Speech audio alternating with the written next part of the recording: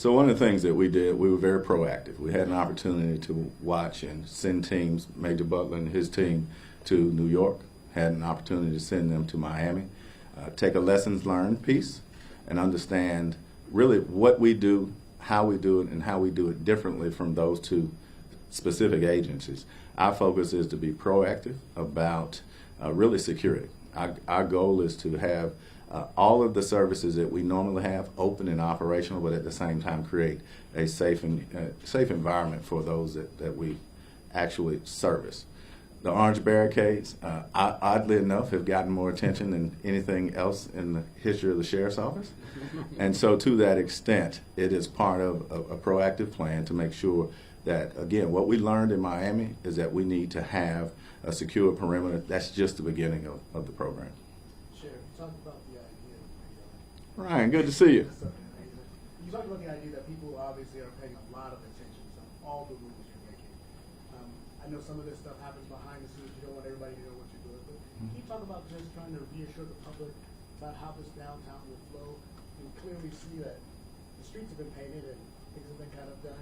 Can you just talk about what you're going to be doing? Well, first, I have to give credit to the mayor on the streets being painted. Right, you see the new bicycle lanes, which in this case actually helped us tremendously. In terms of flow, again, I hearken everybody, tell them to go back to our sheriff's app. We'll get real-time information on street closures, etc. Our goal is to provide a wide perimeter that creates safety first and access second. So ultimately, those that need to be in the courthouse can conduct business in the courthouse in a safe environment. That's our goal from that perspective. If protesters show up, where do you have an idea of where you put them? We do. So we will certainly follow our plan, which we're keeping close to the vest. And so we look forward to an opportunity to show the world that we are ready. Sheriff, if the former president is indicted, do you expect he'll turn himself in at Wright Street? And if so, what will that process look like? Well, if he's indicted, you need to talk to the DA about that piece. And we have a plan for those instances. Are you aware of whether or not there have been any threats coming this way ahead of expected indictments? The threats have been many, and so they started via email, via text message, via personal phone calls, and just as we had threats before, both Madam DA and I, we ran those to ground, and we will continue to take our criminal investigation division as well as other resources to hold those accountable. When you make a threat, when you become a keyboard bully, it's our goal to come and really hold you accountable. How do you personally feel about those threats directly toward you and Madam DA? Well, as my mom would say, you asked for this job, right? And our goal is to protect not just the DA, the judges, and everybody that has received those threats. We've done a really good job of running those to ground. And again, as those individuals are continue to make threats, we'll go after those bad actors and hold them accountable. If you had to ballpark the number of threats y'all received in recent months, not just your office, but even the DA and others, how many would you say it was? Dozens. Dozens? Yes, sir. You said that you brought some of these to ground. Have you made any arrests? Well, those in most recent days are still under investigation. Those that, to your point earlier, we've had an arrest several months ago. Have you received any credible information about potential groups that are coming down? You received a tip that possibly there was a threat from Proud Boys.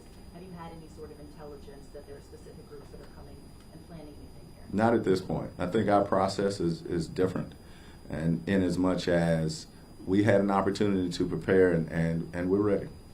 Can you talk about other groups that you're coordinating? How many people might be coming to a large-scale event like this COVID event in the United States? Do you have an idea of how many people could be descending on the city for that? At this particular point, we'll hold that close to where we are so that we can continue to prepare accordingly. Can you talk about what coordination looks like? Does this mean meeting with other groups? Can you talk about what other agencies are involved and how often you're meeting and preparing for this? So how often is a lot, right? But ultimately, there are a number of agencies, including different sheriff's offices and different federal agencies, that have really stepped in to lend the resources.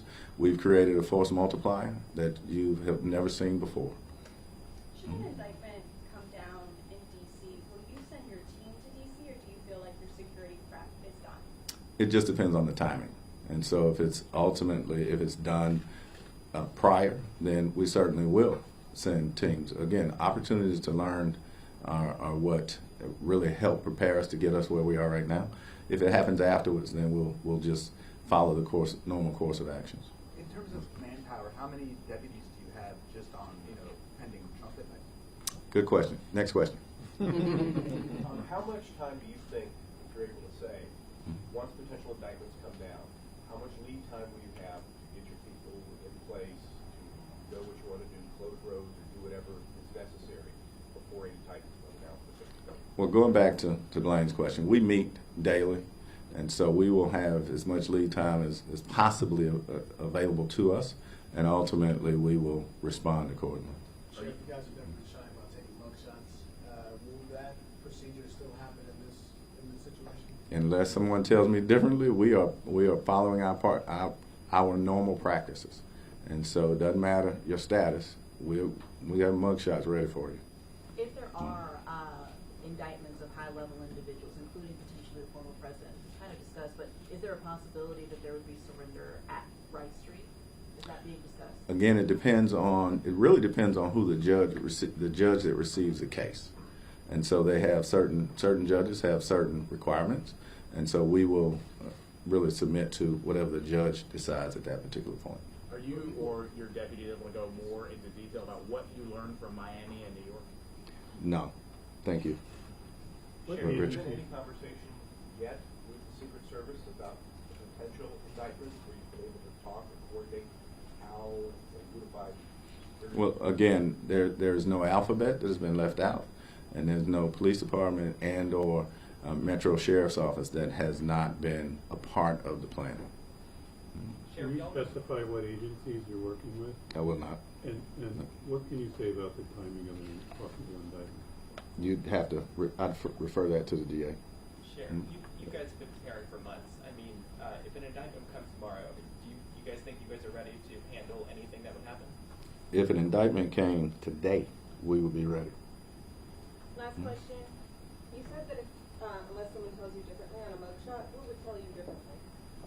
Again, we'll follow our normal practices, and those that take mugshots will be subsequent to open records requests like everyone else.